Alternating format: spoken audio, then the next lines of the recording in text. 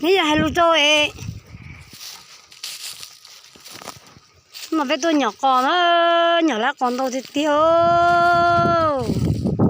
Còn mà tép bơ đã chú nó nữa. Thằng nó vô phế chơi.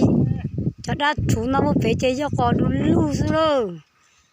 Nó chỉ là người tôi với nhỏ lên tôi thì tiêu. Chỉ là người tôi với nhỏ lên tôi thì tiêu.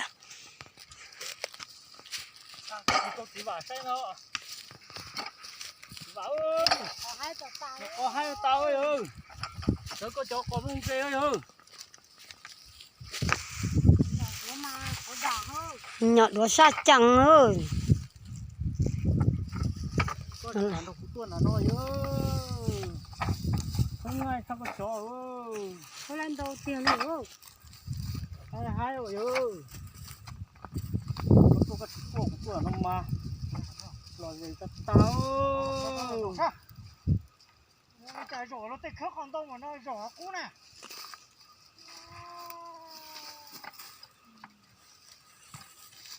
Nó khớp về chị cá này. Ô, chỉ lôi nhỏ đi. Còn mặn tôi thì tiền nữa. Ồ thế, tụi tao nó ơi. Nó khớp cho nên cho con mình kê rồi chị bảo ơi.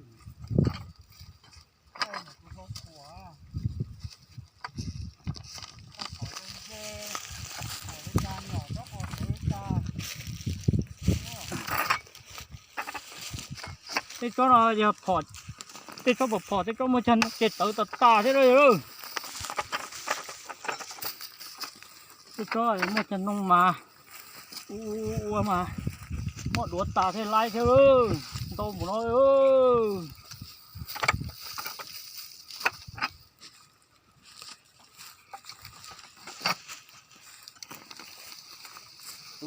Tôi trên nhà nó rồi.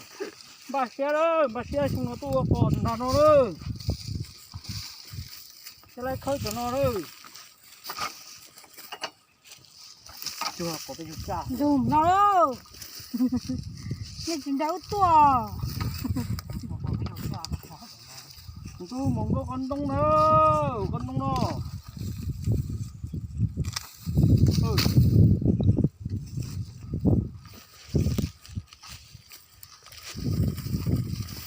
Thì có mặn đồn đâu thì thế nào thì có. Cái tim khớp nó cho con mông chơi tôi của ta đó, tôi bé của con là nó đó. Mà phải khơi lên đầu thì tiêu. Nó tao đâu nó à, khơi nó chứ.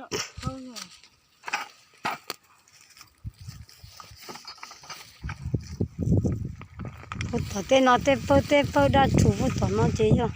Còn nhỏ lái đu lù xưa.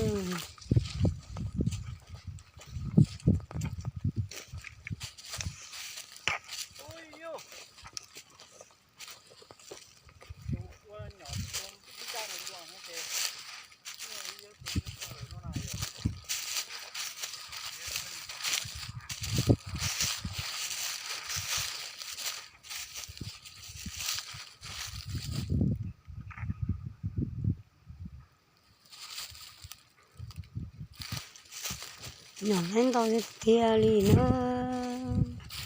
Tan cho cho nó để phải nhỏ nó xong rồi.